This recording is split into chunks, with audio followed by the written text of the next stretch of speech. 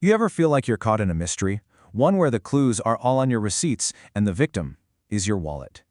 It just seems like the money that used to fill your gas tank or your grocery cart just doesn't go as far as it used to.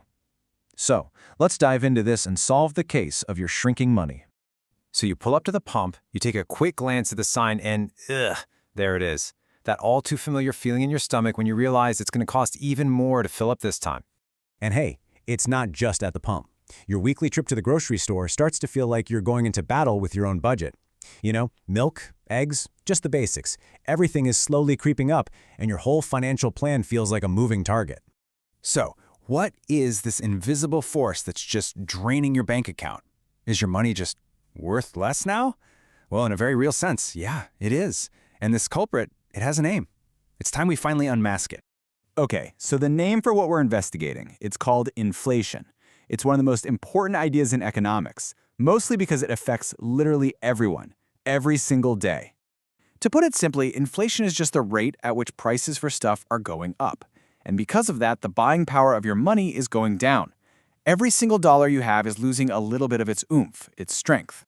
Think of it like this. That $20 bill you have in your pocket, last year it could buy you a full basket of groceries. Today, because of inflation, that exact same $20 bill buys you noticeably less. The money hasn't changed, but its power sure has. All right, so if inflation's our culprit, where does it even come from? Like any good detective, we've got to identify the main suspects behind all these rising prices. First up, we've got demand-pull inflation. You can think of this as kind of like a popularity problem. Everybody wants to buy things, but there just isn't enough stuff to go around. And then on the other hand, we have cost-push inflation. This happens when it just gets more expensive to make the things we want to buy. So, let's break down demand pull. This whole thing usually kicks off when the economy is doing really well. People have jobs, they're feeling confident, and they start spending more money. But this huge surge in demand starts to outpace the supply of goods. So what do businesses do? They raise their prices, because they can. It's that classic situation, too much money chasing too few goods. All right, now for our second suspect, cost push. This one isn't driven by us wanting to buy more stuff. It's all about what's happening on the supply side. So imagine the price of oil or lumber or computer chips. Imagine it suddenly spikes. A business's profit margins get squeezed, and to stay afloat, they have almost no choice but to pass those higher costs on to you, the consumer. And that's when we see higher prices at the checkout. Now, inflation isn't just something that happens and then it's over. Nope. It's more like a stone tossed into a pond. It sends these powerful ripples out across the entire economy, and it affects all of us, individuals and businesses, in really different ways. For us, as consumers, the effect is immediate, and it's personal. Our purchasing power just goes down. So here's the bottom line. Unless our income is going up at the same speed as inflation, our standard of living can actually start to fall. It's like we're all running on a treadmill, just working hard to stay in the exact same place. And what about businesses? Well, this quote right here just nails it. They're also dealing with their own costs going up. If they raise prices too much, they might lose customers. But if they don't, their profits start to shrink or maybe even disappear. It's this crazy tightrope they have to walk. And this is where things get really interesting. This chart really shows the race between what we earn and what things cost. If that prices bar is climbing faster than the wages bar, well, that's basically a pay cut for all of us, in real terms. It doesn't matter if our salary number stays the same or even goes up a little. It's like a stealth pay cut that hits everybody. So, with all this going on, you better believe there are detectives on the case, working around the clock. And their job isn't to get rid of inflation entirely, but to tame it, to keep it under control.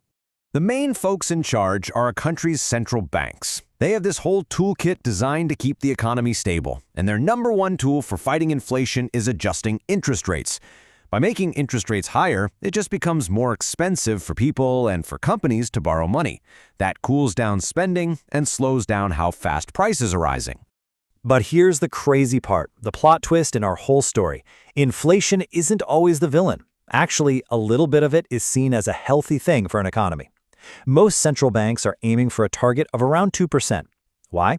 Well, a small, steady amount of inflation actually encourages us to spend or invest our money today instead of just saving cash that's going to be worth a little less tomorrow. It keeps money moving, which keeps the economy growing. So, after we've looked at all the evidence, what's our final verdict on this thing called inflation? Is it a friend or is it a foe? The truth is, inflation really has two faces. When it gets high and you can't predict it, it is absolutely harmful. It creates a ton of uncertainty, it eats away at your savings, and it can seriously hurt an economy. But when it's low and stable, it kind of acts like a lubricant for the economy, encouraging spending and supporting growth. So the verdict? It really all depends on how fast it's going and whether you can see it coming. And so, the case of your shrinking money, well, it's pretty much closed. The culprit is inflation. But that leaves us with a much bigger question to think about. Is this force an economic saboteur quietly wrecking our finances? Or is it a necessary engine for a healthy economy? The answer, as we've seen, is that it can be both. And managing that delicate balance is one of the biggest challenges in the modern world.